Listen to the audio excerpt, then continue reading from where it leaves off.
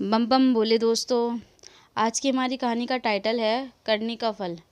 मैं आज अपने पति के दोस्त की माँ की कहानी सुनाने जा रही हूँ, जिसने अपने जीवन में कुछ ऐसे ऐसे काम किए थे जिसे सुनकर उनके खुद के बच्चों को उन पर शर्म आती थी, और उन्हीं की करनी का फल उनके बच्चों को अपनी जान देकर चुकाना पड़ा। मेरा नाम जानकी है। मैं आज 50 साल की हो गई हूँ।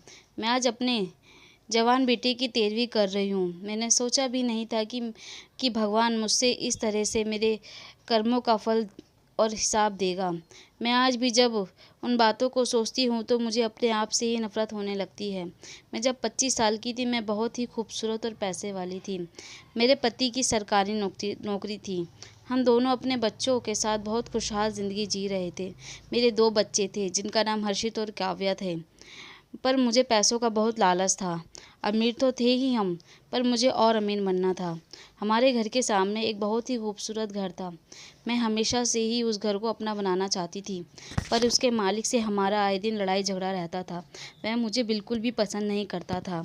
एक दिन अपने बेटे ने एक दिन उसके बेटे ने घर पर आकर अपने बाप को बहुत समझा रहा था कि इस मकान को बेच देते हैं, पर वह उस मकान को नहीं बेचने चाहता था। मैं दूर से ही ये बातें सुन रही थी। मुझे जैसा ही मौका मिला, मैं उनके घर में चली गई और मैंने कहा, अगर आप ये मकान बेच ही रहे हैं तो हम ये मकान खरीद लेंगे। उसके पिताजी बोले, यह मकान मैं भले ही किसी भिखारी को दे दूंगा, पर इनके परिवार और इस औरत को नहीं दूंगा। अब इसके परिवार की वजह से मेरी पत्नी को आत्महत्या करनी पड़ी थी, और तेरे सर से भी माँ का साया छिन गया था। मैंने उन्हें बहुत समझाया, पर वो तो मेरे ससुर और सास का बदला हमसे ले रहे थे। मुझसे मेरी सास ने बताया था कि मेरे एक देवर थे। इनकी पत्नी और मेरे देवर का चक्कर चलने लगा, पर इन्हें जरा सी भी भनक नहीं थी। वह जब मेरे देवर के बच्चे की माँ बन गई तो मेरे देवर उसे छोड़कर चला गया, जिसका आज तक पता नहीं चला। और वह जाते ही वो डिप्रेशन में आ गई और उसने फांसी लगा ली। वह जब से ही हमारे परिवार से नफ़रत करते हैं, पर ज़रूरी नहीं कि जो उन्होंने किया हो वो उनके बच्चे भोगे। मैं मन में सोच ही रही थी, तभी हर्षित आया। मुझे ज़बरदस्ती घर लेकर जाने लगा। मेरे वो अभी 10 साल का था, पर सब कुछ बहुत अच्छी तरीके से जानता था। कहने लगा, आपको कितनी बार मना किया है कि आप उस घर में नहीं जाओगी, पर आपको तो बस वही घर चाहिए। मैंने कहा, हाँ तो क्या हुआ, वैसे भी वो घर कोई ना कोई खरीदेगा तो हम ही खरीद लेते हैं।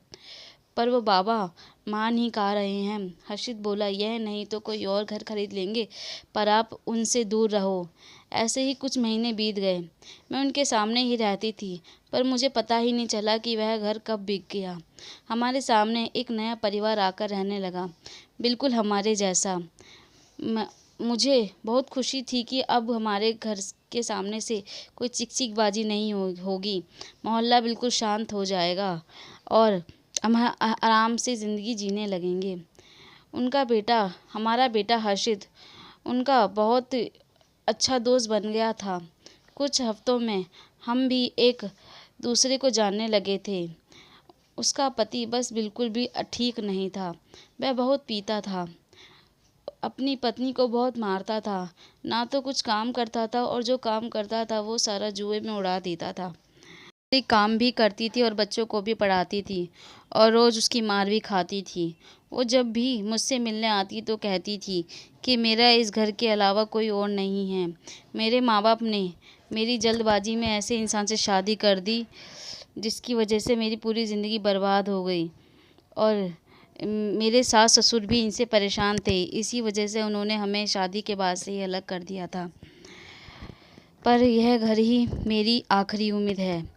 वह दूर हो जाती है।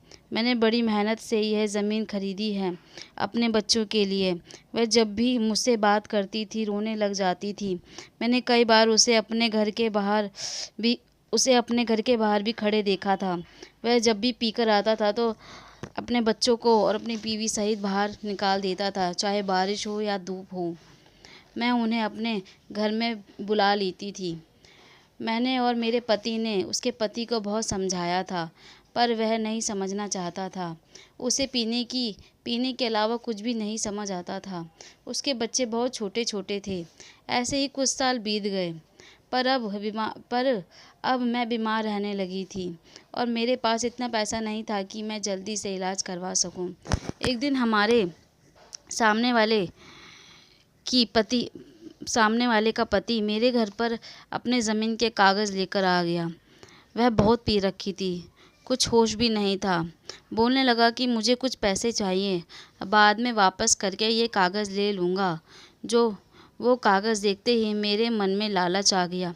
मेरे को घर की चाहत तो पहले से ही थी, अब एक मौका भी था। फिर मैंने उससे कुछ पैसे दे दिए और धीरे-धीरे करके आए दिन वह मुझसे रोज़ पैसे लेके जाने लगा। मैंने घर के कागज़ के बारे में उसकी पत्नी को कुछ भी नहीं बताया था। मुझे लगता था कि वो कभी न कभी अपना कर्ज़ा उतार देगा। मैं उन पैसों के याद भी नहीं रखती थी, पर एक डायरी में नोट करके रख लेती थी। ऐसे ही 6 महीने बीत गए, पर मेरे पैसों का कोई भुगतान नहीं हो रहा था। मैं भी उसे पैसे दे देकर परेशान होने लगी थी, पर वह आज कल ही कहता रहता था। मैंने सोच लिया था कि मैं अब इसको और पैसे नहीं दूंगी और इनकी पत्नी को यह भी बता दूंगी कि यह ज़मीन के कागज़ मेरे पास रख कर गए हैं।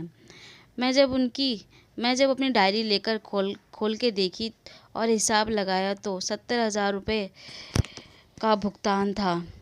मुझे समझ नहीं आ रहा था कि मैंने ये गलती कैसे कर दी, इतना पैसा देकर और अभी तक कोई भुगतान नहीं किया। मैं तुरंत ही उसके पत्नी के पास गई और ममता को सब कुछ बता दिया। उसकी पत्नी का नाम ममता था, तो वो मुझ पर यकीन नहीं कर रही थी कि मेरे पति ने ऐसा किया है। पर जब उसने के पति ने उसे खुद बताया कि वह सर पकड़ के रोने लगी। ममता कहने लगी कि मैंने आपको बताया था कि मैं रोज़ कमाने और खाने वाली हूँ, फिर मैं आपके इन पैसों का भुगतान कैसे करूँगी? मेरे पास इतना पैसा नहीं है। मैं कैसे अपने बच्चों को पढ़ाऊँ और आपका ये किराया दूँ, कर्जा चुकाऊँ? मुझे थोड़ी मोहलत दो, मेरे छोटे-छोटे बच्चे हैं। मैं इसी घर से इन्हें पढ़ा रही हूँ। अब आप बताओ मैं क्या करूँ? मैं आपके पैसे कैसे चुकाऊँ? मैंने कहा वो मुझे नहीं पता। तुम्हारी ज़मीन के कागज़ मेरे पास ही हैं। तुम जल्दी से जल्दी मेरे पैसे दे दो, नहीं तो ये मकान मैं बेच दूँगी और अपना पैसा ले लूँगी। मैं जानती थी कि उस ज़माने में 70,000 रुपये 7 लाख के बराबर होते थे, पर मैंने उसकी मजबूरी नहीं समझी। मुझे पता था कि उसका घर उसकी उम्मीद थी, पर मैं अपनी बात से बिल्कुल भी नहीं मुकरी। सबके आगे वह हाथ फैलाने लगी, अपने रिश्तेदारों के आगे, परिवार वालों के आगे, पर उसके पति की वजह से कोई उसे मदद नहीं करना चाहता थे। उसी मजबूरी के चक्कर में उसने अपने घर को एग्रीमेंट पर दे दिया और खुद किराए पर चली गई। वह कुछ महीनों के लिए उसने सोचा था कि एग्रीमेंट पे एक मकान देकर जो पैसे मुझे मिलेंगे मैं उनसे इसका कर्जा चुका दूंगी। मैंने पैसों के लालच में उसे अपने घर को छोड़ने के लिए इतना मजबूर कर दिया कि उसे आखिर में किराए के मकान पर जाना ही पड़ा। उसके अपने पति का तो कोई साथ ही नहीं था। मैं उसके और उसके बच्चों के घर से छत भी छीन ली थी। वो जब घर से निकली उसकी आंखों में आंसू थे और मन में मुझे कोस रही थी और हाय दे रही थी। अपने छोटे-छोटे बच्चों को लेकर और एक नालायक पति को लेकर वह वहाँ से चली गई। मैंने उसका एक इंसान बनकर भी मदद नहीं की थी। उसने मुझे 6 महीने पैसे भिजवाए, पर फिर वह पैसे भिजवाना बंद कर दिया। मेरा बेटा अभी भी उसके बेटे का दोस्त था, तो मैंने कहा पता लगा क्या बात है कि पैसे भिजवा नहीं रही हैं। मेरे बेटे ने पता किया तो जिसको उसने एग्रीमेंट पर मकान दिया था उसने उसका मकान कब्जे पर कर लिया था, क्योंकि वह जान गया था कि इसका पति पीने खाने वाला है और इसके छोटे-छोटे बच्चे हैं, और उसने उस पर केस भी कर दिया।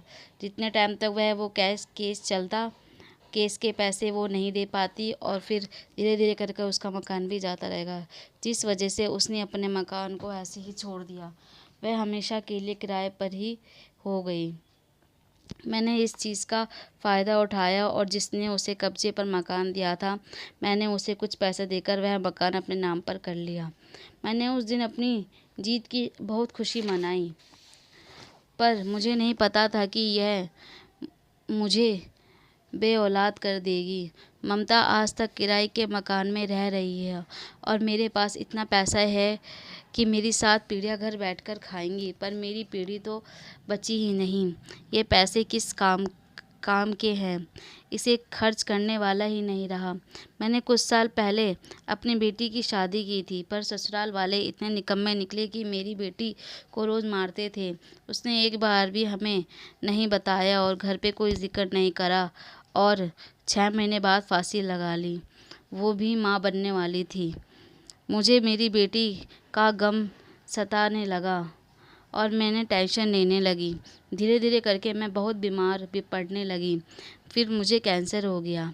मेरे बेटे ने मेरे बहुत सेवा पानी करी, मुझे ठीक कर दिया। मैंने अपने आप को बहुत मुश्किल से संभाला था।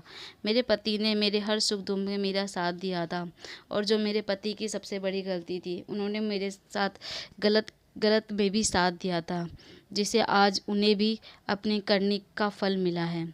मैं जैसे ही ठीक हुई तो मेरे बेटे घूमने के लिए बाहर गया हुआ था। उसका वहाँ पर एक्सीडेंट हो गया। वह वहीं पर ही उसने अपने दम तोड़ दिया। मैंने उसे कई बार फ़ोन लगाया, पर उसने एक बार भी फ़ोन नहीं उठाया। जब मेरे पास खुद फ़ोन आया तो किसी और की आवाज़ थी। उसने कहा, ये आपके बेटे का फ़ोन है और उसका एक्सीडेंट हो गया है। मुझे कुछ भी समझ नहीं आया और मैं तुरंत ही बेहोश हो गई। जब होश आया तो मेरे बेटे की लाश मेरे आगे पड़ी हुई थी और पोस्टमार्टम होकर आई हुई थी। उसका चेहरा तक मुझे देखना नसीब नहीं हुआ। अब उन्हें बरतने वाला कोई नहीं था जिसके लिए मैंने इतनी पापड़ बेले थे। ममता आज भी कि उस दिन की हाय मेरे आज परिवार को लग गई थी। मेरे जवान बेटा ख़त्म हो गया था और मैंने लालच के चक्कर में उससे उसका घर छीना और अपना वंश ख़त्म कर दिया।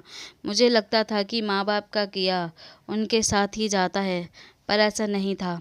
कभी भी माँ बाप की करनी बच्चों को भी भुगतनी पड़ सकती है और मेरी करनी का फल मेरे बच्चों को अपनी जान देकर चुकाना पड़ा। भगवान ने मेरी करने का फल मुझे इसी जन्म में दे दिया था, मेरा जवान बेटा मुझसे छीनकर।